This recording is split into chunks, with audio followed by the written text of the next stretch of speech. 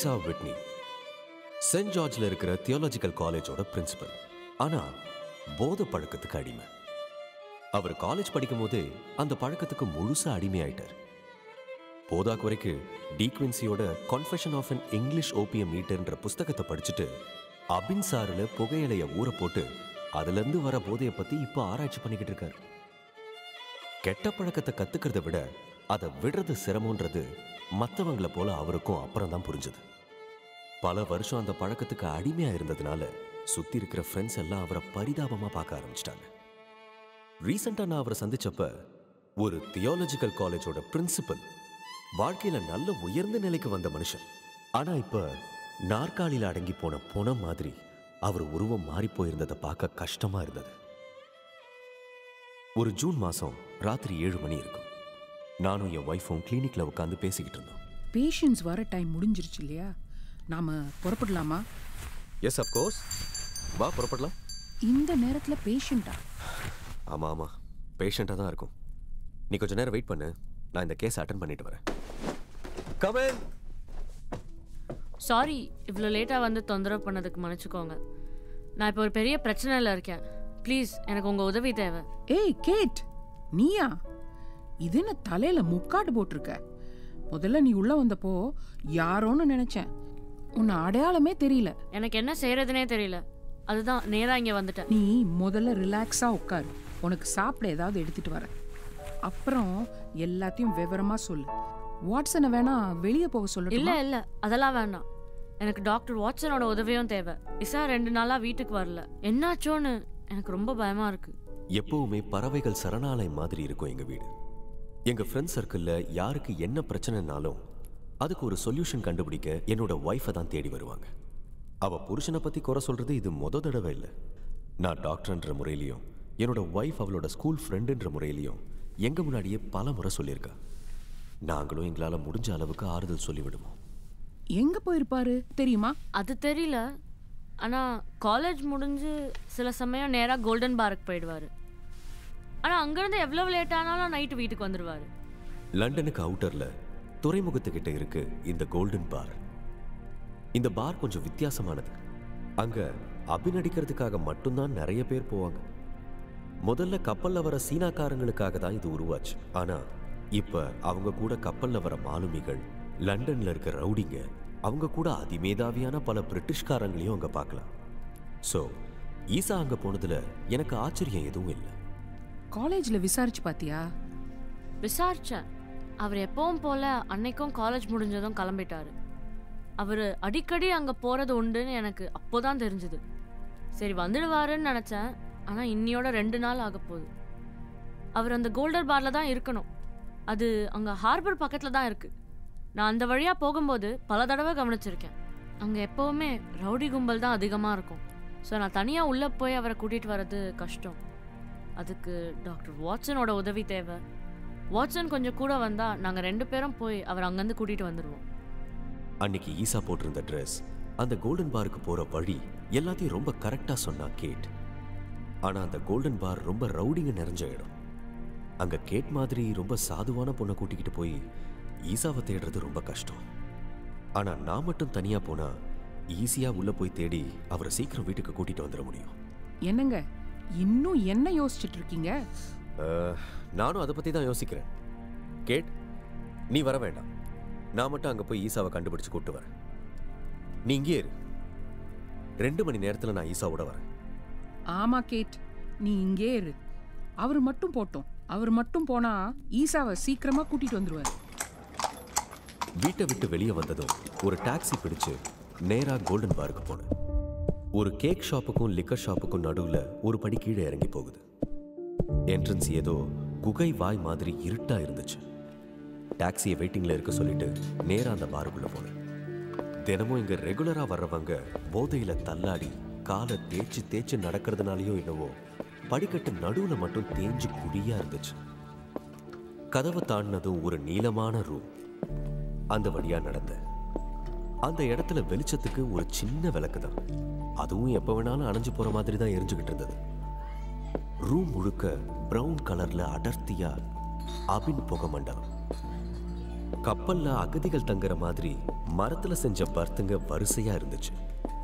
அந்த புகை மண்டலத்துக்கு நடுவுல தரையில நீச்சல் அடிக்க முயற்சி பண்ற சிலர், தரை மேல மூக்கு நுனியில நிக்க ட்ரை பண்ற ஒருத்தன், இன்னொருத்தனுக்கு அஷ்டகோணத்துல வளைஞ்சிருந்த தோல்ல தலை பின்னாடி தொங்கிக்கிட்டு இருந்தது. அங்க இருந்த சின்ன சின்ன ரூமுக்குள்ள அப்படி விதவிதமான போஸ்ல ஏகப்பட்ட பேர் செதறி கிடந்தாங்க. அங்க லைட் ரொம்ப கம்மியா இருந்ததால சிலதுங்க எவனோ வரான்னு சுவாரஸ்யமே இல்லாம திரும்பி பார்த்தாங்க. கண்ணங்கரையில்னு இருந்த இருட்டுக்கு நடுவுல செவுப்பா வட்டமா அங்க ஹூக்கா மாதிரி அந்த அபின் பைப்பை உறிஞ்சுக்கிட்டு இருந்தாங்க. ஒரே புகை மண்டலம். நிறைய பேரு மௌன சாமியாருங்க மாதிரியே இருந்தாங்க. சிலர் தனக்குத்தானே முணுமுணுத்துக்கிட்டு இருந்தாங்க. அந்த கூட்டத்துல ஒல்லியா ஒருத்த மட்டும் தனியா உட்காந்து என்னையே வெறிச்சு பார்த்துக்கிட்டு இருந்தான். இந்த பக்கம் கொஞ்சம் பேர் ஒருத்தருக்கு ஒருத்தர் சீரியஸா அடுத்தவன் என்ன சொல்றான்னு கூட கேட்காம ஆள் ஆளுக்கு பேசிக்கிட்டு இருந்தாங்க. சலசலன்னு எழுந்த குரலுங்க திடீர்னு குறைஞ்சு சைலண்டா ஆயிடுச்சு. அந்த நிமிஷம் என் வலது பக்கத்துல இருந்து ஈசா குரல் மாதிரி கேட்டுச்சு. வாட்சன், ஓ மை காட், வாட்சனா? உன்னை தேடிதான் நான் இங்க வந்தேன். என்ன தேடியா? எதுக்கு? நான் வந்து கொஞ்ச நேரம் தானே ஆச்சு. ஆமா, இப்போ மணி என்ன? 11 ஆக போகுது. 11? நான் இப்பதானே இங்க வந்தேன். ஆமா, இன்னைக்கு என்ன கிழமை? Friday, June 19th. என்னது, வெள்ளிக்கிழமையா? புதன்கிழமை காலேஜ்ல இருந்து நேரா இங்கே தான் வந்தேன். வந்து கொஞ்ச நேரம் கூட ஆகல, அதுக்குள்ள எப்படி இன்னைக்கு வெள்ளிக்கிழமை? இல்ல இல்ல, இன்னைக்கு புதன்கிழமையே தான். நான் தான் ஃப்ரைடேன்னு சொல்லிக்கிட்டே இருக்கேன், நம்ப மாட்டேன். உன்னோட வைஃப் உனக்காக 2 நாளா காத்துக்கிட்டு இருக்கா. நீ இங்க வந்து கிடக்குறிய, உனக்கு வெக்கமா இல்ல? முதல்ல நீ என் கூட கிளம்பு. ஆமா, வெக்கமா தான் இருக்கு. நான் குழம்பி போயிட்டேன் வாட்சன். நான் இங்க வந்து பைப் தான் புகைச்சேன். கொஞ்ச நேரம் தான் ஆச்சுன்னு நினைச்சேன். எத்தனை பைப் புகைச்சேன்னு மறந்துடுச்சு. அதுக்குள்ள 2 நாள் ஆயிடுச்சா? ஐயோ, கேட் பயந்துருப்பாளே. நான் உங்க கூடயே வீட்டுக்கு வர்றேன். கேட் ரொம்ப பாவம். கை கொடு. ஆமா, வீட்டுக்கு போக வண்டி இருக்குல்ல? ஆமா ஆமா, அதை மட்டும் தெளிவா கேளு. கொண்டு வந்திருக்க. முதல்ல நீங்க இருந்து கிளம்பு. அப்போ சரி, போலாம். ஆனா என்கிட்ட தான் வண்டிக்காரனுக்கு கொடுக்க 1 பவுன் கூட இல்லையே. அப்ப நீங்க தான் காசு கொடுக்கணும், சரியா? வாங்க போலாம்.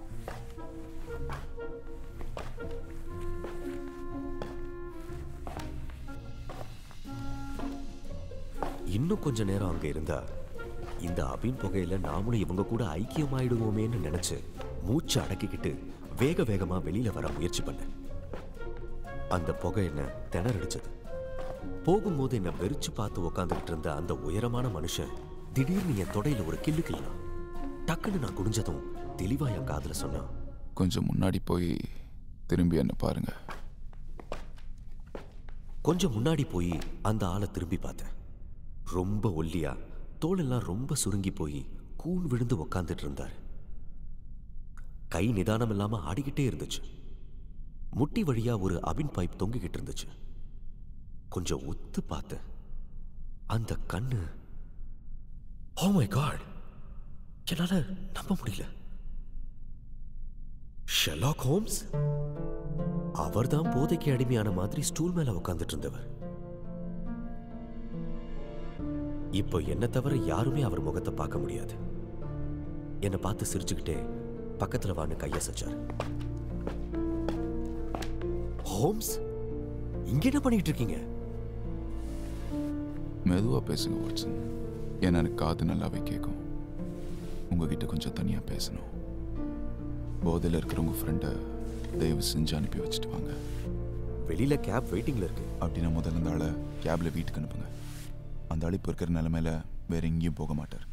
அந்த அளவுக்கு தள்ளாடிக்கிட்டு இருக்கார். அப்படியே நீங்க என் கூட தான் இருக்கீங்கன்னு ஒரு துண்டு சீட்டில் எழுதி உங்க ஒய்ஃப்க்கு டிரைவர் கிட்ட கொடுத்து அனுப்பிச்சிருங்க. அப்படியே வெளியில் எனக்காக வெயிட் பண்ணுங்க. நான் 5 நிமிஷத்துல வரேன். விட்னிய வண்டியில உட்கார வச்சு அவரை வீட்டில் கொண்டு போய் சேர்க்க வேண்டிய மொத்த பணத்தையும் டிரைவர் கிட்ட கொடுத்தேன். வண்டி கிளம்பிச்சு. மெதுவா நடக்க ஆரம்பிச்சு. நான் கொஞ்ச தூரம் போறதுக்குள்ள அந்த அபின் குகையில இருந்து நலிஞ்சு போன ஒரு உருவம் தளர்வா வெளியே வந்துச்சு. நட கூட தள்ளாட்டமா இருந்துச்சு. சில தெருக்கள் வர அவர் என் கூட மெதுவா கூன் போட்டுக்கிட்டு தான் நடந்தார். சுத்தும் முத்தும் ஒரு முறை பார்த்துட்டு டக்குன்னு தான் உடம்ப நேராக்கிக்கிட்டார். அப்புறம் என்னை பார்த்து கிண்டலா, என்ன வாட்சன், இவன் கொக்கைன் கூட இப்போ இந்த அபினோ ஆரம்பிச்சிட்டான்னு கற்பனை பண்ணிட்டீங்கல்ல? இன்னும் என்னெல்லாம் யோசிச்சிங்க? இல்லை பரவாயில்ல, சொல்லுங்க. அங்க உங்களை பார்த்து எனக்கு உண்மையிலேயே அதிர்ச்சியா தான் இருந்தது. நான் உங்களை பார்த்து ஷாக் ஆனதை விடவா, நான் ஒரு ஃப்ரெண்டை பார்க்க வந்தேன். நான் ஒரு எனிமியை பார்க்க வந்தேன். எனிமியா? என்ன சொல்றீங்க? ஆமாம் வாட்சன், நான் ஒரு கேஸ் இன்வெஸ்டிகேட் பண்ண தான் இங்கே வந்தேன். இதுக்கு முன்னாடியும் பல கேஸ் விஷயமா இங்கே வந்திருக்கேன். உள்ள போதில் சம்மந்தம் இல்லாமல் உளறிக்கிட்டு இருக்காங்கல்ல, ஆனால் அதுலேருந்து தான் நமக்கு நிறையவே க்ளூஸ் கிடைக்கும். இந்த கோல்டன் பாரோட ஓனர் லாஸ்கர் ஒரு பெரிய கிரிமினல். அவனை பழிவாங்க ரொம்ப நாளாக துடிச்சிக்கிட்டு இருக்கான். நீங்கள் என் பேரங்க கத்தி சத்தமாக சொல்லியிருந்தீங்கன்னா நான் யாருன்னு உங்களுக்கு தெரிஞ்சிருக்கும். அப்புறம் நம்மளை உயிரோட விட்டுருக்க மாட்டாங்க. அந்த கோல்டன் பாரோட பின்பக்கம் ஒரு கதவு இருக்கு. அது நேராக கடல் பக்கம் திறக்குது. அந்த கதவுக்கு மட்டும் பேசுகிற திறமை இருந்துச்சுன்னா அங்கே நடந்த பல கொலைகளுக்கு அதுவே சாட்சி சொல்லியிருக்கோம். என்ன சொல்றீங்க ஹோம்ஸ்? கொலைகளா? ஆமாம் வாட்சன், கொலைகள் தான். இந்த கடற்கரையில் வர அனாதை பணம்லாம் எங்கேருந்து வருதுன்னு நினச்சிங்க? மிஸ்டர் நெவில் சென்ட் கிளரும் அந்த கதவு வழியா திரும்பி வர முடியாத இடத்துக்கு போயிட்டாரோன்னு நான் சந்தேகப்படுறேன். அதை விசாரிக்க தான் நான் கோல்டன் பார்க்கு வந்தேன். நெவிலி சென்ட் கிளேரா? யார் அவர்? அவருக்கு என்னாச்சு?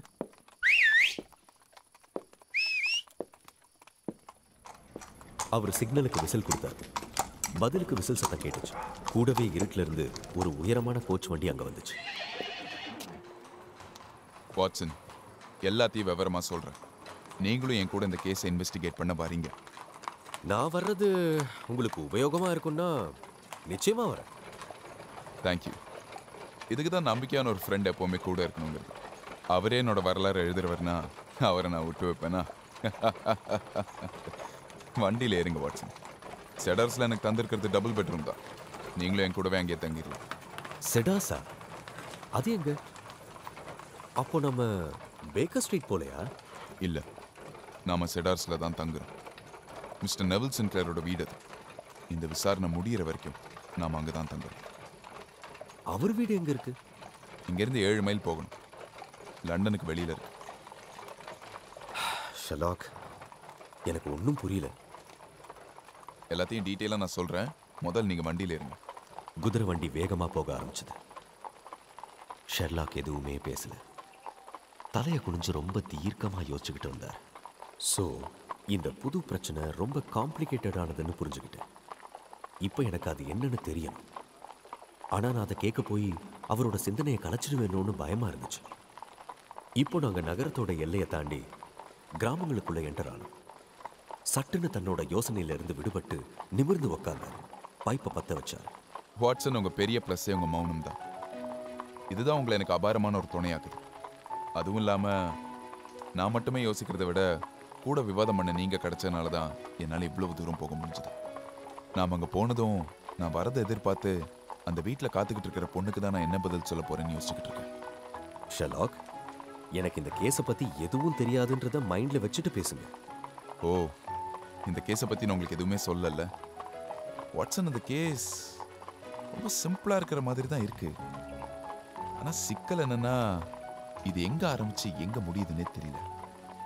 இந்த கேஸை பற்றி நான் உங்களுக்கு கொஞ்சம் சுருக்கமாக சொல்கிறேன். உங்களுக்கு ஏதாவது க்ளூ கிடைக்குதான்னு பாருங்கள். சரி, சொல்லுங்க, நானும் முயற்சி பண்ணுறேன். கொஞ்சம் வருஷத்துக்கு முன்னாடி ஒரு மே மாதம் நெவில் சென்ட் கிளர்னு ஒருத்தர் லீன்ற பகுதிக்கு வந்தார். அவர்கிட்ட நிறைய பணம் இருந்துச்சு. ஒரு பெரிய வீட்டை வாங்கினார். நல்ல லேண்ட்ஸ்கேப்பிங்லாம் பண்ணி மொத்தத்தில் நல்ல நிலைமையில் வாழ்ந்தார். போக போக அக்கம் பக்கத்தில் இருக்கிற எல்லார்கிட்டையும் நல்லா ஃப்ரெண்ட்லியாக பழகினார். அப்புறம் உள்ளூர்லேயே ஒரு ஒயின் ஷாப் ஓனர் பொண்ணை கல்யாணம் பண்ணிக்கிட்டார். இப்போ அவங்களுக்கு 2 குழந்தைங்களும் இருக்கு. அவருக்கு இப்போ வயசு 37 ஆகுது. ஒய்ஃப்க்கு நல்ல ஹஸ்பண்டாகவும் குழந்தைங்களுக்கு ஒரு பாசமான அப்பாவாகவும் இருக்கார். குடும்ப பிரச்சனைன்னு எதுவும் இல்லை. அவருக்கு வேலைன்னு எதுவும் பெருசாக இல்லாட்டியும் அவர் நிறைய கம்பெனிங்க மேலே ஆர்வமாக இருந்தார். டெய்லி காலையில் கிளம்பி லண்டன் போயிட்டு சாயந்தரம் 5 மணிக்கு தான் வீட்டுக்கு வருவோம். அப்புறம் அவருக்கு பேங்க்கில் மொத்த கடன் 88 பவுன். ஆனால் அவர் சேவிங்ஸ்லேயே 220 பவுன் வச்சிருக்காரு. ஸோ அவருக்கு பண பிரச்சனையே எதுவும் இல்லை. இந்த திங்கக்கிழமை காலையில் லண்டன் சிட்டிக்கு கிளம்புறதுக்கு முன்னாடி அன்னைக்கு முடிக்க வேண்டிய ஏதோ முக்கியமான வேலை 2 இருக்குன்னு சொல்லிட்டே தான் கிளம்பியிருக்காரு. வரும்போது அவர் பையனுக்கு குட்டி மெழுகு பொம்மை வாங்கிட்டு வரதா சொல்லிட்டு போயிருக்காரு. நெவில் சென்ட் கிளேர் போன கொஞ்ச நேரத்துல அவர் மனைவி ஆர்டர் பண்ணியிருந்த பார்சல் ஒன்று ஷிப்பிங் கம்பெனிக்கு வந்திருக்கிறதா தகவல் வந்துச்சு. அந்த ஷிப்பிங் கம்பெனி கோல்டன் பாருக்கு அடுத்த தெருவில் தான் இருக்கு. ஸோ சின்க்ளரோட ஒய்ஃப் மதியம் கிளம்பி போய் மற்ற ஷாப்பிங் வேலையெல்லாம் முடிச்சுட்டு அந்த ஷிப்பிங் கம்பெனிலேருந்து பார்சலை வாங்கிட்டு அந்த கோல்டன் பார் இருக்கிற தெரு வழியாக நடந்து வந்திருக்காங்க. அப்போது மணி ஒரு 4:30 இருந்திருக்கும். வாட்சன், நான் சொல்கிறதெல்லாம் நீங்கள் ஃபாலோ பண்ணுறீங்கல்ல? நல்லாவே ஃபாலோ பண்ணுற ஹோம்ஸ். நீங்கள் மேலே சொல்லுங்கள். அப்புறம் குப்பைகள் நிறைஞ்ச அந்த தெரு, அங்கே இருந்த ஆட்கள், அந்த கூட்டம், நல்ல வெயில் வேற. இதெல்லாம் பார்த்துட்டு டாக்ஸி ஏதாவது கிடைக்குமான்னு பார்த்துக்கிட்டே அவங்க வந்திருக்காங்க. திடீர்னு ஒரு அலறல் சத்தம் கேட்டு நிமிர்ந்து மேலே பார்த்தாங்க. அங்கே கோல்டன் பாரோட 2வது மாடி ஜன்னல்ல மிஸ்டர் சின்க்ளேரோட முகம். இவங்கள ஒரு மாதிரி கலவரமாக பார்த்துக்கிட்டு இருந்திருக்காரு. இவங்க பார்த்ததும் சட்டுன்னு யாரோ பிடிச்சி இழுக்கிற மாதிரி ஜன்னல்லேருந்து அவர் மறைஞ்சிட்டாரு. காலையில் வீட்டிலேருந்து கிளம்பும் போது போட்டிருந்த கோட்டை தான் போட்டுட்டு இருந்திருக்காரு. ஆனால் டையோ காலரோ இல்லாமல் இருந்திருக்காரு. அதை பார்த்து பயந்து அவருக்கு ஏதோ பிரச்சனைன்னு நினச்சி அவரை காப்பாற்ற கோல்டன் பாருக்குள்ளே இவங்க போயிருக்காங்க. ஆனால் அந்த லஸ்கர் அவங்கள படிக்கட்டிலே தடுத்திருக்காங்க, மேலே போக விடல. தன்னோட ஹஸ்பண்ட் மேலே ஏதோ ஆபத்தில் இருக்கிற மாதிரி தெரியுதுன்னு இவங்க எவ்வளவோ கெஞ்சியும் அவன் இவங்களை மேலே போக அனுமதிக்கவே இல்லை. தோ செடர்ஸ் வந்துருச்சு. அவங்க நான் வரதுக்காக வெயிட் பண்ணிட்டு இருப்பாங்க. நாம முதல்ல அவங்கள சந்திச்சுட்டு மிச்சத்தை வீட்டுக்குள்ள போய் பேசலாம். எங்க வண்டி வந்து நின்ன இடம் ஒரு குட்டி பங்களாவோட வாசல். நாங்க வண்டியில இருந்து இறங்கினதுமே அந்த வீட்டோட கதவு திறந்தது. அங்க 25 வயசு மதிக்கத்தக்க ஒரு இளம் பெண் நின்றுகிட்டு இருந்தாங்க. அது மிஸ்ஸஸ் சின்க்ளேரா தான் இருக்கணும். ரொம்ப ஆவலோட ஷெர்லாக்கை எதிர்பார்த்துக்கிட்டு இருந்தாங்கன்றது அவங்க முகத்தை பார்த்ததுமே தெரிஞ்சது. எங்களை பார்த்ததும் சோகமா இருந்த முகம் கொஞ்சம் பிரகாசமான மாதிரி தெரிஞ்சது. Mrs Sinclair, meet my friend doctor Watson. என்னோட பல கேஸில் உதவியாக இருந்திருக்கார். இப்போ உங்கள் ஹஸ்பண்டை கண்டுபிடிக்கவும் எனக்கு துணையாக இருப்பார். இவரும் என் கூட தான் இங்கே தங்க போகிறார். தாராளமாக தங்கலாம். Welcome doctor Watson. ப்ளீஸ் உள்ளே வாங்க, உட்காருங்க. உங்கள் 2 பேருக்குமே டின்னர் ரெடி பண்ண சொல்லியிருக்கேன். நீங்கள் சாப்பிட்ருங்க, அதுக்குள்ளே ரூம் ரெடி ஆயிரும். ரொம்ப நன்றி மிஸ்ஸஸ் சின்க்ளேர். ஷார்ட் நோட்டீஸில் வந்துட்டேன். ஐயோ, நத்திங் டு வரி சார். என்னோட ஹஸ்பண்டை மட்டும் சீக்கிரம் கண்டுபிடிச்சு கொடுத்துருங்க. எனக்கு இப்போ அதான் ரொம்ப முக்கியம். மிஸ்ஸஸ் சின்க்ளேர், அன்னைக்கு நீங்கள் உங்கள் கணவரை கோல்டன் பார் 2nd ஃப்ளோர் ஜன்னலில் பார்த்தீங்க. அதுக்கப்புறம் என்ன நடந்துச்சுன்னு நீங்கள் இன்னொரு தடவை விவரமாக சொன்னீங்கன்னா வாட்சனும் கேட்டு அதில் இருக்கிற முக்கியமான விஷயங்களை நோட்ஸ் எடுத்துப்பார்.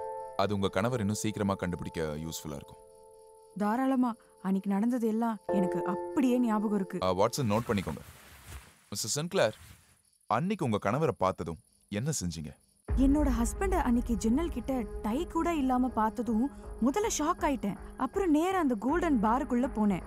உள்ள போனதும் அந்த கோல்டன் பாரோட ஓனர் என்ன மேல போக விடாம முரட்டுத்தனமா தடுத்தாரு. அப்ப அங்க இன்னொருத்தரும் வந்து அவர் கூட சேர்ந்து என்ன மேல போக விடாம தடுத்து வெளியில துரத்திட்டாங்க. வாட்சன், அந்த லஸ்கரும் அவன் அசிஸ்டன்ட் டேனும் சேர்ந்து தான் அவங்களை தடுத்திருக்காங்க. அப்புறம் நீங்க என்ன செஞ்சீங்க? என்ன தடுத்ததும் எனக்கு முதல்ல ரொம்ப கோவமா வந்தது. அப்புறம் அவர் என்ன ஆபத்துல இருக்காரோன்னு நினைச்சு வேதனையாவும் இருந்தது. வெளியே கொஞ்ச தூரம் வந்ததும் ரோந்து பணிக்கு வந்திருந்த ஒரு இன்ஸ்பெக்டரையும் அவர் கூட கான்ஸ்டபிளையும் பார்த்தேன். அவங்க கிட்ட என்னுடைய பிரச்சனைய சொல்லி அவங்களையும் கூட்டிக்கிட்டு திரும்பவும் அந்த கோல்டன் பாருக்குள்ள போனேன். போலீஸ் கூட இருந்ததால இந்த முறை அந்த ஓனர் என்ன தடுக்கல. நாங்க மேல போய் பார்த்தோம். மேல 2 ரூம் தான் இருந்துச்சு. அதுல ஒரு ரூம் ஃபுல்லா குப்பையா இருந்தது.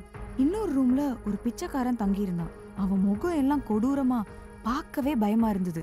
அவன் கிட்ட கேட்டப்போ அப்படி அங்க யாரும் வரலன்னும் அங்க அவன் மட்டும்தான் தங்கி இருக்கிறதாவும் சொன்னான்.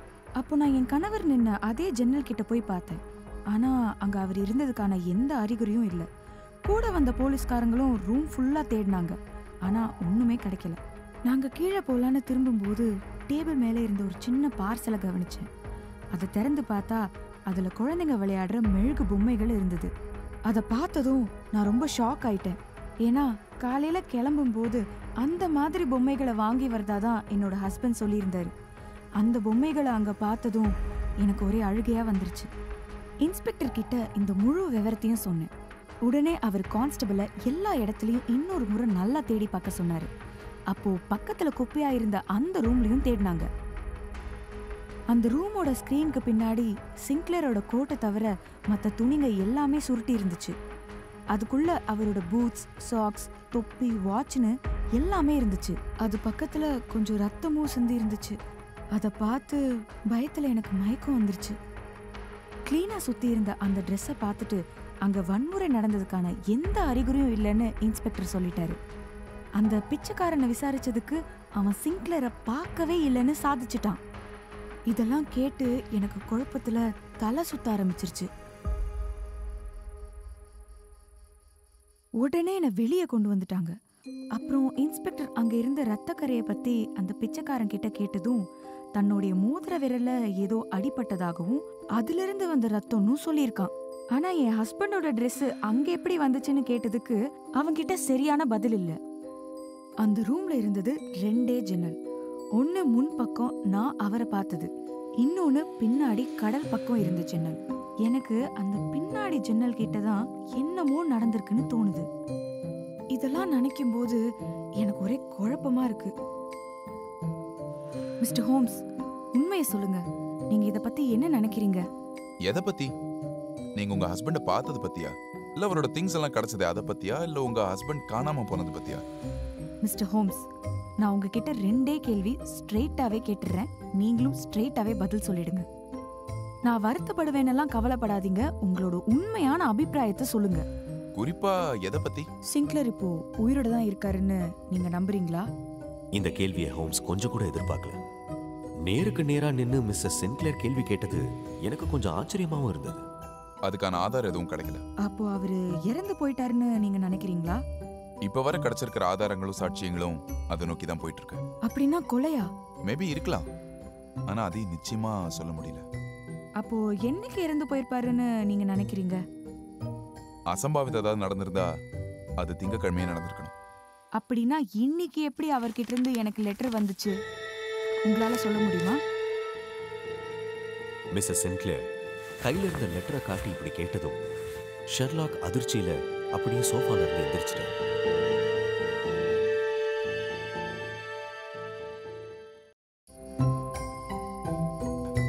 அப்போ என்னைக்கு இறந்து போயிருப்பாருன்னு நீங்க நினைக்கிறீங்க? அசம்பாவிதம் ஏதாவது நடந்திருந்தா அது திங்கக்கிழமையே நடந்திருக்கணும். அப்படின்னா இன்னைக்கு எப்படி அவர்கிட்ட இருந்து எனக்கு லெட்டர் வந்துச்சு உங்களால சொல்ல முடியுமா? மிஸ்ஸஸ் சின்க்ளேர் கையில இருந்த லெட்டரை காட்டி இப்படி கேட்டதும் ஷெர்லாக் அதிர்ச்சியில அப்படியே சோஃபால இருந்து எந்திரிச்சிட்டார். வாட்? லெட்டரா? இது எப்போ வந்தது? அதை நான் கொஞ்சம் பார்க்கலாமா? நிச்சயமா, இந்தாங்க பாருங்க. கொஞ்சம் ஆர்வத்தோட அந்த லெட்டரை கவனமா அவங்க கையில இருந்து வாங்கினார். அதை டேபிள் மேல வச்சு விளக்க தான் பக்கம் நகர்த்தி நுணுக்கமா அதை ஆராய்ச்சி செய்ய ஆரம்பிச்சார். நானும் நாற்காலியை விட்டு எழுந்து அவர் தோல் வழியா எட்டி பார்த்தேன். லெட்டரோட கவர் சொர சொரப்பா இருந்துச்சு. அதுல கிரேவ்சன் போஸ்ட் ஆஃபீஸோட ஸ்டாம்ப் இருந்துச்சு. அதுல நேத்து டேட் இருந்தது. சோ நேத்தோ இல்ல அதுக்கு முந்தின நாளோ தான் இதை போஸ்ட் பண்ணிருக்காங்க. அட்ரஸ் கொஞ்சம் ரஃபா எழுதுனது மாதிரி இருக்கு. இதுல உள்ள கையெழுத்து உங்க ஹஸ்பண்டோட தானா? இல்ல, ஆனா இந்த கவர் மேல எழுதியிருக்கிற முதல் வரி அவரோட கையெழுத்து தான். ஆமா, பேர் எழுதினவங்க ஒருத்தங்க, அட்ரஸ் எழுதினவங்க வேற ஒருத்தங்க. இதுல இருக்கிற 2 விதமான கையெழுத்தை பார்த்தா அப்படிதான் தெரியுது. 2ஆவதா எழுதினவங்க உங்க அட்ரஸை விசாரிச்சு தான் எழுதியிருக்காங்க. எப்படி சொல்றீங்க? பேரை பார்த்தா பெர்ஃபெக்டா கருப்பிங்க்ல இருக்கு. அது தானா காஞ்சு போயிருக்கு. மற்றதெல்லாம் கிரே கலர்ல இருக்கு. ஸோ பிளாட்டிங் பேப்பர் யூஸ் பண்ணியிருக்காங்க. முதல்ல பேர் ஒருத்தர் எழுதியிருக்காரு, அப்புறமா ஒரு பிரேக் விட்டு அட்ரஸ் எழுதியிருக்கு. அப்படின்னா 2ஆவதா எழுதினவருக்கு அட்ரஸ் தெரியலன்னு அர்த்தம். இது என்ன உள்ள ஒரு மோதிரம் வச்சிருக்காங்க? ஆமா, அடையாளத்துக்காக எங்க கல்யாண மோதிரத்தை வச்சிருக்காரு. இது உங்க ஹஸ்பண்டோட கையெழுத்து தான் நிச்சயமா உங்களால சொல்ல முடியுமா? நிச்சயமா சொல்ல முடியும். இதுவும் அவரோட கையெழுத்தே தான். இதுவும்னா? வழக்கமா இப்படி எழுத மாட்டாரு, ஆனா வேகமா எழுதும் போது இப்படிதான் இருக்கும். அதனால இது அவரோட கையெழுத்து தான் என்னால உறுதியா சொல்ல முடியும். டார்லிங், பயப்படாத. எல்லாம் சீக்கிரத்திலேயே நல்லபடியாகும். ஒரு பெரிய தப்பு நடந்திருக்கு. கொஞ்ச நாள் அது சரியாகும். அது வரைக்கும் பொறுமையா காத்துரு. நெவில், இது ஒரு புக்கோட ஃப்ரண்ட் பேஜ்ல இருந்து கிழிச்சு எழுதியிருக்காரு. தாளுக்குள்ள எந்த டிசைனும் இல்ல. நேத்து தான் கிரேவ்சன்ல இருந்து போஸ்ட் ஆயிருக்கு. போஸ்ட் பண்ணி நம்மளோட கட்டவிரல் கொஞ்சம் அழுக்கா இருந்திருக்கு. அந்த அடையாளம் கொஞ்சம் அந்த கவர்ல பதிஞ்சிருக்கு. லெட்டர் கவர் கோந்து போட்டு ஒட்டியிருக்காரு. நான் நினைக்கிறது கரெக்ட்னா இதை போஸ்ட் பண்ண ஆளுக்கு புகையில சாப்பிட்ற பழக்கம் இருக்கு. மிஸ்ஸஸ் சென்ட் கிளேர், இது உங்க ஹஸ்பண்டோட கையெழுத்து தாங்கிறதுல உங்களுக்கு எந்த டவுட்டும் இல்லைல்ல? சந்தேகமே இல்ல, இத சின்க்ளேர் தான் எழுதியிருக்காரு. ரொம்ப நல்லது. ஆனா ஆபத்து முழுவதுமா விலகிடுச்சுன்னு சொல்ல முடியாது. அவர் நிச்சயமா உயிரோட தான் இருப்பாரு மிஸ்டர் ஹோம்ஸ். ரொம்ப சாமர்த்தியமா ஃபோர்ஜரி பண்ணி நம்மள திசை திருப்ப யாரும் முயற்சி செய்யாத பட்சத்துல நீங்க சொல்றது கரெக்ட் தான். இந்த மோதிரத்தை வச்சு மட்டும் நம்மளால எதுவும் தீர்மானிக்க முடியாது. அது அவர்கிட்ட இருந்து எடுத்திருக்கலாம்ல? இல்லவே இல்ல, அது அவரோட சொந்த கையெழுத்து தான். குட். எது எப்படினாலும் மண்டே எழுதின லெட்டரை நேத்து தான் போஸ்ட் பண்ணிருக்காங்க. அப்படின்னா இதுக்கு இடையில என்னமோ நடந்திருக்கணும். ஐயோ, என்ன குழப்பிடாதீங்க மிஸ்டர் ஹோம்ஸ். அவர் நல்லபடியா தான் இருக்காருன்னு நான் நம்புறேன். எங்களுக்குள்ள ஒரு சின்ன உள்ளுணர்வு இருக்கு. அவருக்கு ஏதாச்சும் ஆச்சுன்னா என் மனசு சொல்லிடும். அன்னைக்கு காலையில கடைசியா நான் அவரை பார்த்தப்போ அவர் மாடியில பெட்ரூம்ல இருந்தாரு, நான் டைனிங் ரூம்ல இருந்தேன். ஆனாலும் அவருக்கு ஏதோ ஆயிடுச்சுன்னு திடீர்னு தோணுச்சு. உடனே மாடிக்கு ஓடி போய் பார்த்தேன். கைய கட் பண்ணிக்கிட்டாரு. ஒரு சின்ன கட்டானதே எனக்கு தெரிஞ்சிருக்குன்னா அப்போ பெரிய அசம்பாவிதம் ஏதாவது நடந்திருந்தா எனக்கு தெரிஞ்சிருக்காதா என்ன? உங்க கருத்தை உறுதி செய்யற அளவுக்கு வலுவான ஆதாரம் இந்த லெட்டர்ல இருக்கு. ஆனா உங்க கணவர் உயிரோடவும் இருந்து இந்த லெட்டரையும் எழுத முடியும்னா அவரையும் உங்ககிட்ட இருந்து இத்தனை நாள் விலகி இருக்கணும். எனக்கும் அதுதான் புரியல. மண்டே அவர் கிளம்புறதுக்கு முன்னாடி உங்ககிட்ட ஏதாவது சொல்லிட்டு போனாரா? இல்ல. நீங்க அவரை ஸ்வாண்டம் லேன்ல கோல்டன் பார் ஜன்னல்ல பார்த்தப்போ ஆச்சரியப்பட்டு போனீங்க தானே? ரொம்பவே. அவர் உங்களை முதல்ல பார்த்திருந்தாருன்னா அப்போ உங்களை அவர் கூப்பிட்டுருக்கலாமே. ஆமா, கூப்பிட்டுருக்கலாம் தான். நீங்க சொன்னபடி பார்த்தா அவர் ரொம்ப வினோதமா கத்திருக்காரு, சரியா? சரிதான். ஹெல்ப் கேட்டு கத்துன மாதிரி இருந்ததா? கைய கூட ஆட்டினாரு. ஒருவேளை உங்களை பார்த்த ஆச்சரியத்துல வந்த சத்தமா கூட இருக்கலாமே. இல்ல எதிர்பார்க்காம உங்களை அங்க பார்த்ததுனால கூட அவர் கையை தூக்கி இருக்கலாம்ல? இருக்கலாம். அவர் யாரோ பின்னால இருந்து இழுத்த மாதிரி உங்களுக்கு தெரிஞ்சதா? ஆமா, அவர் திடீர்னு மறைஞ்சிட்டாரு. பின்னாடி சாஞ்சு இருக்கலாமே. அந்த ஜன்னல்ல நீங்க வேற யாராவது பாத்தீங்களா? இல்ல, பார்க்கல. முதல்ல மேல போக முயற்சி பண்ணப்போதான் அந்த லஸ்கர் என்ன தடுத்தாரு. ஆனா போலீஸ கூப்பிட்டு மேல போனப்போ அந்த பிச்சைக்காரன் அங்க யாரும் வரலன்னு சொல்லிட்டான். சரி, நீங்க ஜன்னல் கிட்ட உங்க கணவரை பார்த்தபோது அவர் என்ன ட்ரெஸ் போட்டிருந்தாரு? மார்னிங் போகும்போது போட்டிருந்த அதே கோட்டு தான் போட்டிருந்தாரு. ஆனா அதுல சட்டையும் டையும் இல்ல. அவரோட கழுத்தை என்னால பார்க்க முடிஞ்சது. அவர் எப்போது உங்ககிட்ட ஸ்வாண்டம் லேன், கோல்டன் பார் இத பத்தி உங்ககிட்ட ஏதாவது பேசியிருக்காரா? இல்ல, பேசினதே இல்ல. அவர் எப்போது அபின் எடுத்துக்கிட்டது மாதிரி உங்களுக்கு தெரியுமா? இல்லவே இல்ல, அத உறுதியா சொல்லுவேன். Thank you mister Saint Clair. இந்த பேசிக் கேள்விகளுக்கான பதில் தான் உங்ககிட்ட இருந்து கொஞ்சம் முழுசா கிளியர் பண்ணிக்க விரும்பினேன். இப்போ எனக்கு எல்லாம் கிளியர் ஆயிடுச்சு. நாளைக்கு எங்களுக்கு நிறைய வேலை இருக்கு. நாங்க சாப்பிட்டு கொஞ்சம் ரெஸ்ட் எடுத்துக்கிறோம். நாளைக்கு சீக்கிரமே வேலையை ஆரம்பிக்கணும். டைனிங் ஹாலில் உட்காந்து சாப்பிடும்போது கூட ஷெர்லாக் எதுவுமே பேசல. எங்களுக்கு தனித்தனியா நல்ல வசதியான பெட்ரூமா கொடுத்துருந்தாங்க. நான் என் ரூமுக்கு போனேன். இன்னைக்கு நடந்த சம்பவங்களை நினைக்கும் போது எனக்கு ரொம்ப டயர்டா இருந்துச்சு. நான் வாட்சன், தூங்கிட்டீங்களா? இல்ல ஹோம்ஸ், வாங்க. Sorry to disturb you. என்னாச்சு? இந்த லெட்டர் வந்ததை பத்தி நீங்க என்ன நினைக்கிறீங்க? இது இந்த வழக்கில் எப்படி கனெக்ட் ஆகுது வாட்சன்? அதை பத்தி தான் உங்கள்கிட்ட டிஸ்கஸ் பண்ணலான்னு வந்தேன். எனக்கும் ஒன்றும் புரியல ஷெர்லாக். திங்கக்கிழமை மிஸ்ஸஸ் சென்ட் கிளேர் அவங்க ஹஸ்பண்டை கோல்டன் கிளப்போட 2வது மாடி ஜன்னல்ல ரொம்ப வித்தியாசமா இருந்ததை பார்த்து அதிர்ச்சி ஆயிருக்காங்க. ஆனா அவங்க உள்ள போய் தேடி பார்த்தோம், அவர் அங்க இல்ல. உள்ள இருந்த யாரும் அவரை பார்க்கல. அங்க தங்கியிருந்த பிச்சைக்காரன் கூட அவரை பார்க்கலன்னு சொல்றான். அங்க மிஸ்டர் சின்க்ளேர் யூஸ் பண்ண திங்ஸ் கிடைச்சது. பக்கத்துல ஜன்னல் கிட்ட ரத்தக்கரையும் படிஞ்சிருந்தது. ஆனா இன்னைக்கு அவர் எழுதின லெட்டர் வந்திருக்கு. எதுவும் புரியல ஹோம்ஸ். ஆமா வாட்சன், அந்த லெட்டர் தான் அந்த கேஸோட டைரக்ஷனே மாத்திடுச்சு. எப்படி? மிஸ்டர் நெவில் சென்ட் கிளேர் அங்க இருந்ததுக்கான எந்த அடையாளமும் இல்லை. அந்த 2வது மாடியில இருந்து வெளியில போறதுக்கும் அந்த ஒரு படிக்கட்டை தவிர வேற எந்த வழியும் இல்லை. அங்க அந்த ஜன்னல் கிட்ட இருந்த ரத்தத்தை பார்த்தா அவர் ஜன்னல் வழியா கடலுக்குள்ள குதிச்சு தப்பிச்சு போயிருக்கணும். ஆனா அதுக்கும் வாய்ப்பு இல்லை. ஏன்னா நீ கடல் மட்டும் ஏறி இருந்தது, அலைகளும் பயங்கரமா இருந்தது.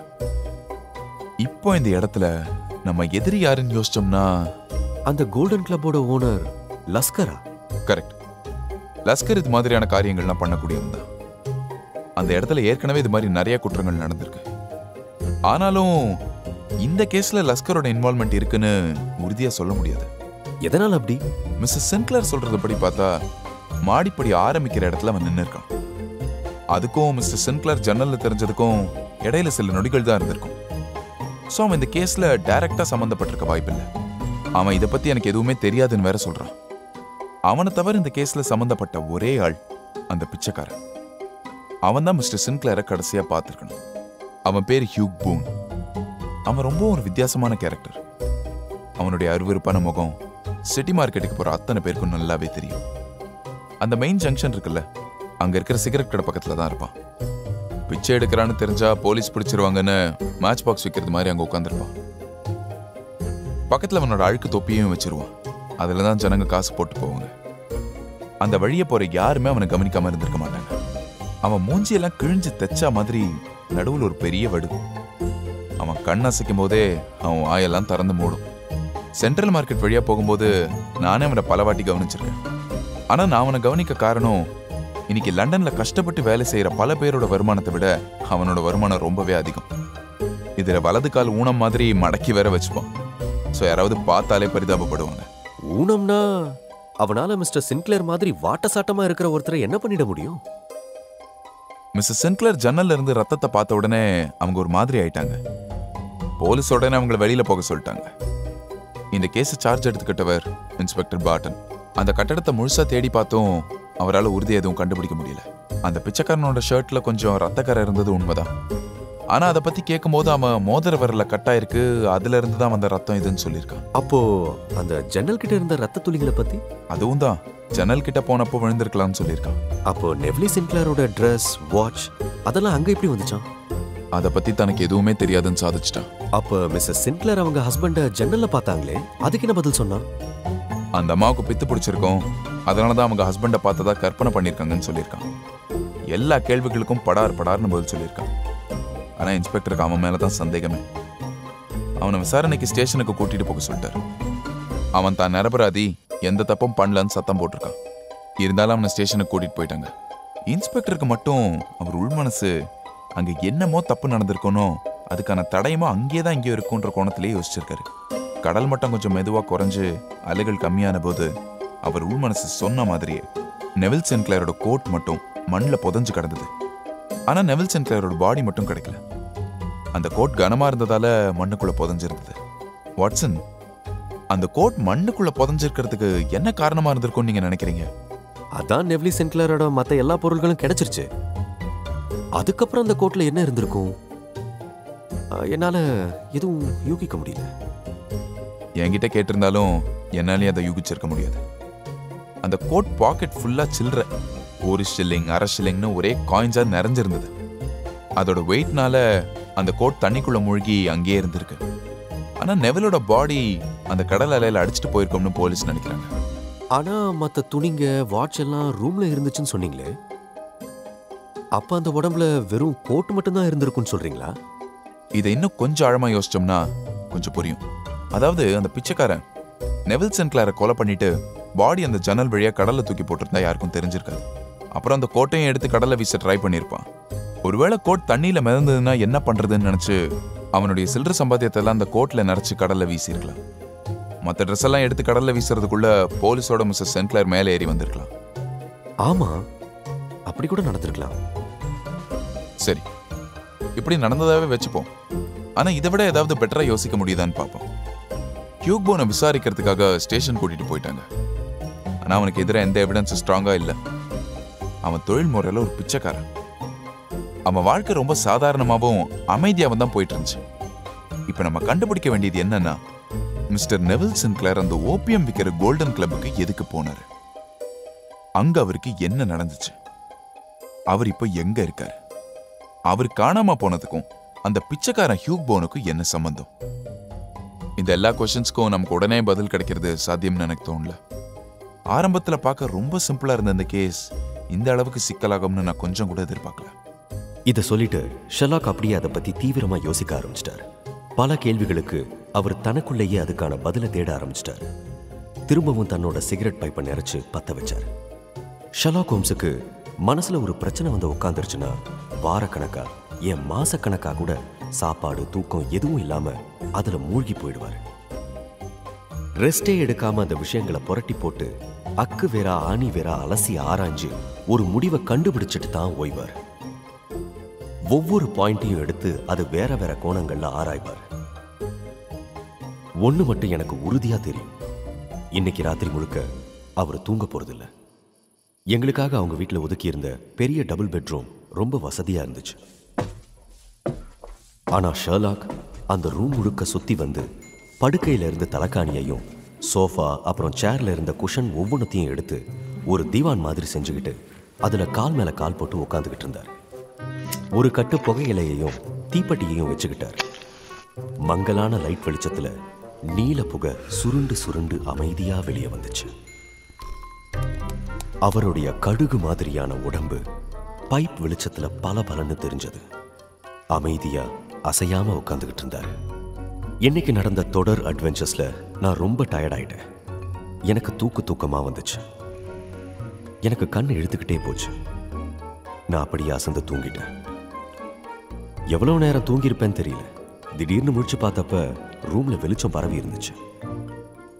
இப்பவும் அவர் வாயில இருந்த பைப் சுருள் புகையை விட்டுக்கிட்டு இருந்துச்சு. ரூம் முழுக்க அடர்த்தியா புகையில புகை பரவி இருந்துச்சு. அந்த பாக்ஸ்ல இருந்த ஒரு கட்டு புகையிலையும் காலியாயிருந்தது. குட் மார்னிங் வாட்சன், எழுந்துட்டீங்களா? Good morning Sherlock. சரி கிளம்புங்க, ரெடியா போலாமா? கண்டிப்பா போலாமே. அப்ப சீக்கிரம் ட்ரெஸ் பண்ணி ரெடி ஆயிருங்க. இன்னைக்கு யாரும் எந்திரிக்கல, நம்ம சீக்கிரமா அந்த பிரச்சனையை ஒரு முடிவுக்கு கொண்டு வரணும். பேசும்போது தனக்கு தானே சிரிச்சுக்கிட்டார். கண் மினுமினுத்துச்சு. நேத்துக்கு மந்தமா இருந்த நிலை மாறி இன்னைக்கு வேற ஆளா தெரிஞ்சார். ட்ரெஸ் பண்ணிட்டு இருந்த போது நான் வாட்சை பார்த்தேன். யாரும் எழுந்துக்காததுக்கான காரணம் அப்பதான் புரிஞ்சது. மணி 4:20 தான் ஆயிருந்தது. நான் ரெடி ஆகிறதுக்குள்ள குதிரைக்காரன் வண்டியில குதிரையை பூட்டதா சொன்னார். வாட்சன், நான் இன்னைக்கு என்னோட ஒரு சின்ன தியரியை டெஸ்ட் பண்ணி பார்க்க போறேன். யூரோப்ல இருக்கிற பெரிய முட்டாள் நானா தான் இருக்கணும். என்னை தூக்கி தேம்ஸ் நதியில போட்டா கூட எந்த தப்பும் இல்லை. எவ்வளோ பெரிய பாயிண்ட்டை மிஸ் பண்ணியிருக்கேன். இந்த பிரச்சனையோட சொல்யூஷன் இப்போ எனக்கு கிடைச்சிருச்சு. அப்படியா? அது எங்க இருந்துச்சு? இந்த பாத்ரூம்ல இருந்திருக்கு. ஜோக் இல்லை வாட்சன், உண்மைதான். நான் அதை எடுத்து இந்த பேக்குள்ள வச்சிருக்கேன். இது ஒர்க் அவுட் ஆகுதான்னு உடனே செக் பண்ணோம். வாங்க போலாம். சத்தமே இல்லாம படி இறங்கி போனோம். எங்க கோச் வண்டி லண்டனை நோக்கி போகும்போது 2 பக்கமும் வரிசையா சைலண்டா இருந்த வீடுகள் எல்லாம் கனவுல பார்க்குற மாதிரியே இருந்துச்சு. வில்லேஜ்ல இருந்து காய்கறியை நிறைச்ச வண்டிங்க லண்டனை நோக்கி போயிட்டு இருந்துச்சு. ஒரு வகையில் இது ரொம்பவும் வித்தியாசமான கேஸ் தான். ஆனால் இவ்வளவு நாளாக நான் எவ்வளோ பெரிய முட்டாளாக இருந்திருக்கேன்னு நினச்சா சிரிப்பு தான் வருது. பரவாயில்ல, புத்தி வராமல் இருக்கிறத விட இன்னைக்காவது வந்ததே நினச்சி சந்தோஷப்பட்டுக்க வேண்டியதுதான் இல்லை வாட்சன்? டவுன்ல தூக்கத்துல இருந்து சீக்கிரமா எந்திரிச்ச சிலர் தூக்க கலக்கத்தோட ஜன்னல் வழியா எங்களை பார்த்தாங்க. பாலத்து வழியா நதியை கிராஸ் பண்ணி அதுக்கு அடுத்த ரோடு வழியா போலீஸ் ஸ்டேஷனுக்கு போனோம். அங்கிருந்து 2 கான்ஸ்டபிள்ஸ் ஷெர்லாக்கு சல்யூட் அடிச்சாங்க. ஷெர்லாக் ஹோம்ஸை ஆல்ரெடி போலீஸ்க்கு நல்லா தெரியும். இன்னொருத்தர் உள்ள அழைச்சிக்கிட்டு போனார். நாங்க 2 பேரும் அவரை பின்தொடர்ந்தோம். எதையோ யோசிச்ச ஷெர்லாக் ஹோம்ஸ் திரும்ப போய் வண்டியில இருந்து ஒரு பேக்கை எடுத்துக்கிட்டு வந்தார். நாங்க பிராட் ஸ்ட்ரீட் இருக்கிற ரூமுக்குள்ள போனோம். Hello Broad Street. சொல்லுங்க மிஸ்டர் ஹோம்ஸ், நான் உங்களுக்கு என்ன செய்யணும்? மிஸ்டர் நெவில் சென்ட் கிளேர் காணாம போன கேஸ்ல பிடிபட்ட பிச்சைக்காரன் ஹியூக் போன் பத்தி தான். அவனை இங்கே தான் வச்சிருக்கீங்களா? ஆமா, விசாரணைக்காக ரிமாண்ட்ல வச்சிருக்கோம். அவன் குவைட்டா இருக்கான்ல, பிரச்சனை எதுவும் பண்ணலையே? ஒரு பிரச்சனையும் இல்லை, ஆனா ரொம்ப அழுக்கா இருக்கான். அழுக்குன்னா அழுக்கு, செம்ம அழுக்கு. அழுக்கா? ஆமா, கையையும் மூஞ்சியையும் கழுவ சொன்னோம். அவ்வளோதான் எங்களால் முடிஞ்சது. கரி என்ஜினில் வேலை பார்த்த மாதிரி மூஞ்சியெல்லாம் ஒரே கருப்பு. விசாரணை முடிஞ்சு ரெகுலர் ஜெயிலுக்கு மாற்றினதும் முதல்ல நல்லா அவனை குளிப்பாட்டி எடுத்துருவோம். அப்போ தெரியும் நான் சொல்கிறதுல எவ்வளோ உண்மை இருக்குன்னு. அவனை நான் இப்போ பார்த்தே ஆனுமே, முடியுமா? கண்டிப்பா. உங்கள் பையன் மட்டும் இங்கேயே வச்சுட்டு வாங்க. அது முடியாது, இந்த பையை எடுத்துக்கிட்டு வந்து தான் நான் அவனை பார்க்கணும். அப்படியா? சரி வாங்க. இதோ இங்கே இருக்க பாருங்க, இதில் தான் அவன் இருக்கான். நல்லா எப்படி தூங்கிட்டு இருக்கான் பாருங்க. முகத்தை எங்க பக்கம் வச்சுக்கிட்டு படுத்திருந்தான். ஆழ்ந்த தூக்கம். நடுத்தர சைஸ்ல இருந்தான். கசாமுசான்னு ட்ரெஸ் பண்ணிக்கிட்டு இருந்தான். கிழிஞ்ச கோட் வழியா சாயம் போன ஷர்ட் தெரிஞ்சது. இன்ஸ்பெக்டர் சொன்ன மாதிரியே ரொம்ப ரொம்ப அழுக்கா இருந்தான். முகத்துல அப்பிருந்த அழுக்கால கூட அவனோட மூஞ்சில இருந்த அசிங்கத்தை மறைக்க முடியல. கண்ணில இருந்து வாய் வரைக்கும் பெரிய திமிங்கலம் படுத்திருக்கிற மாதிரி ஒரு விகாரமான தழும்பு இருந்துச்சு. அது இழுத்துக்கிட்டதால மேல் உதடு கோணிக்கிட்டு இருந்துச்சு. 3 பல்லுங்க அசிங்கமா தெரிஞ்சிச்சு. கண்ணுக்கு மேலையும் நெத்திலையும் கத்தையா செவப்பு முடி காடா வளர்ந்துருந்துச்சு. நான் சொன்னேன்ல, இவன் லட்சணத்தை பாருங்க.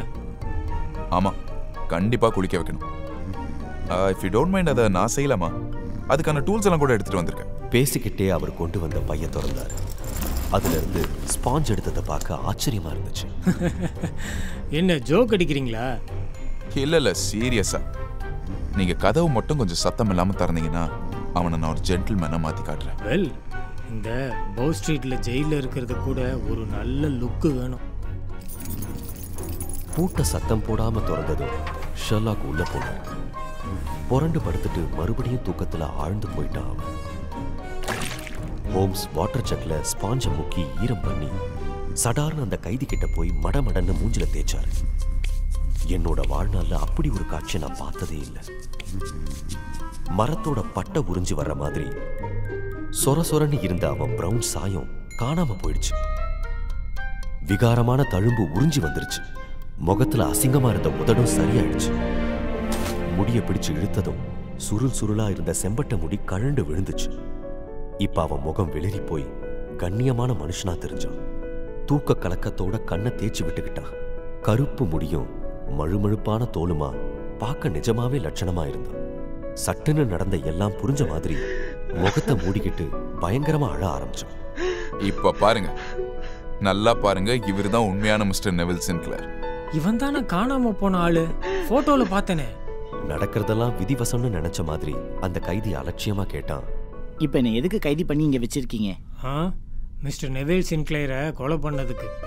ஓ, உங்களை அந்த சார்ஜில் கைது செய்ய முடியாதே, ஏன்னா நீங்கள் தானே மிஸ்டர் நெவில் சென்ட் கிளேர். அப்போது தற்கொலை முயற்சின்னு வேணா சொல்லலாம். அதுவும் சொல்ல முடியாதே.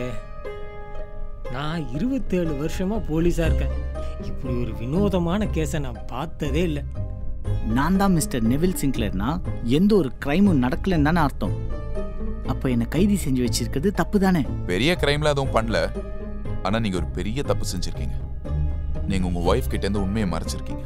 வைஃப் இல்லைங்க, குழந்தைங்களை நினைச்சாதான். அட கடவுளே, அப்பா பத்தி அவங்களுக்கு முழுசா தெரிஞ்சா அவங்களுக்கு அவமானம் ஆயிடுமே.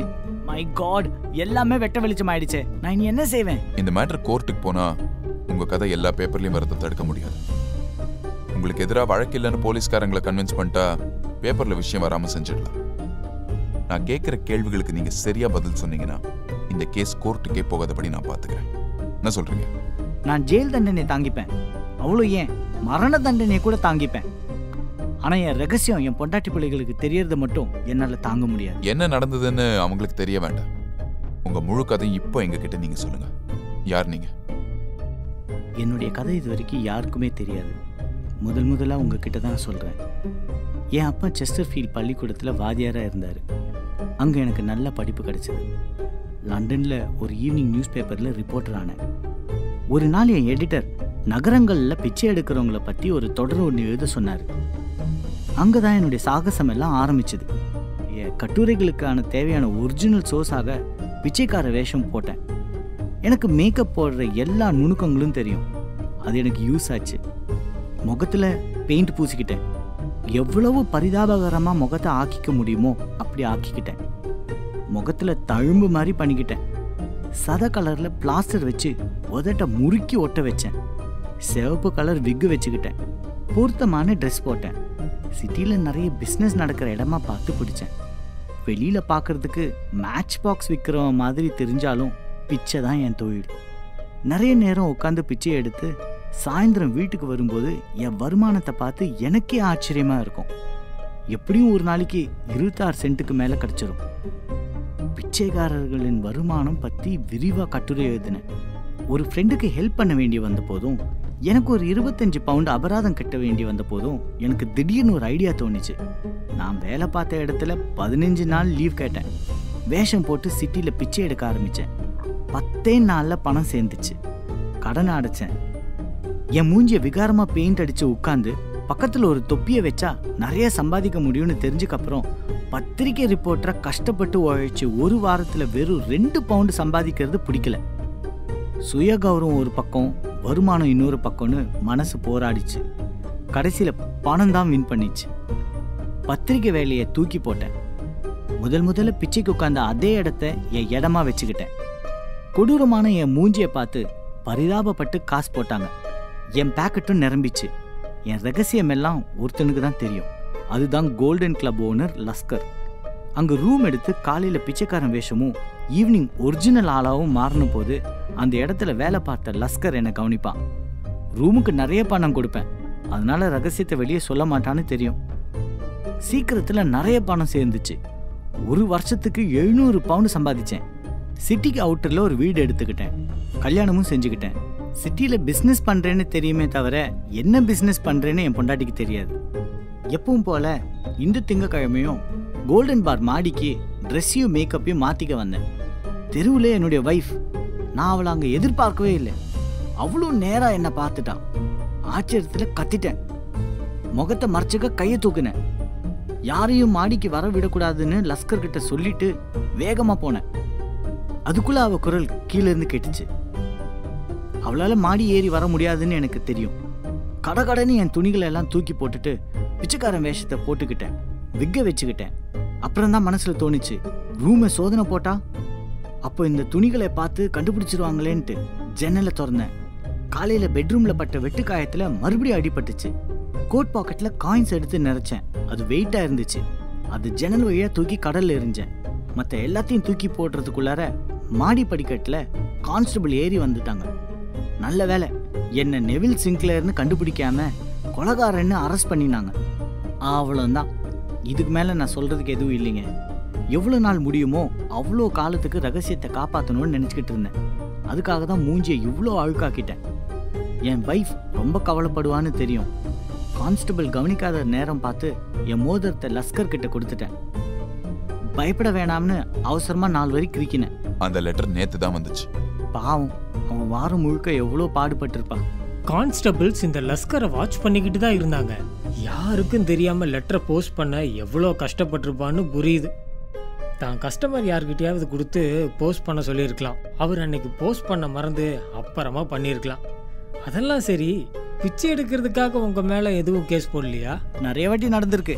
ஆனால் ஃபைன் கட்டுறது எனக்கு ஒரு பெரிய விஷயம். என்ன இதுக்கு மேலேயும் போலீஸ் அமைதியாக இருக்கணும்னு நினச்சிங்கன்னா இந்த வேலையை இதோட நிறுத்திடுங்க. எது மேலே சத்தியம் பண்ணணும்னு சொல்லுங்க. இப்படி நான் பண்ணவே மாட்டேன். உறுதியாக சொல்கிறேன், இனிமேல் நான் பிச்சையே எடுக்க மாட்டேன். அப்போ சரி, உங்கள் மேலே எந்த நடவடிக்கையும் எடுக்க மாட்டாங்க. ஆனால் ஒன்று, இன்னொரு வாட்டி நீங்கள் பிச்சை எடுக்கிறத பார்த்தா அவ்வளோதான், எல்லா விஷயமும் அம்பலத்தில் ஏறிடும். மிஸ்டர் ஹோம்ஸ், உங்களுக்கு நாங்கள் ரொம்பவும் கடமைப்பட்டிருக்கோம். எவ்வளோ பெரிய தலைவலியை இப்படி சுலபமாக தீர்த்து வச்சிருக்கீங்க. இந்த ஐடியா உங்களுக்கு எப்படி தோணுச்சு? 5 தலகாணி மேலே உட்காந்துக்கிட்டு ஒரு ஓன்ஸ் புகையிலையை ஊதி தள்ளினதுல தான் இந்த ஐடியாவே தோணுச்சு. என்ன வாட்சன், கிளம்பலாமா? இப்போ போனாதான் பிரேக்ஃபாஸ்ட்டுக்கு போய் சேர கரெக்டாக இருக்கும். Good day inspector.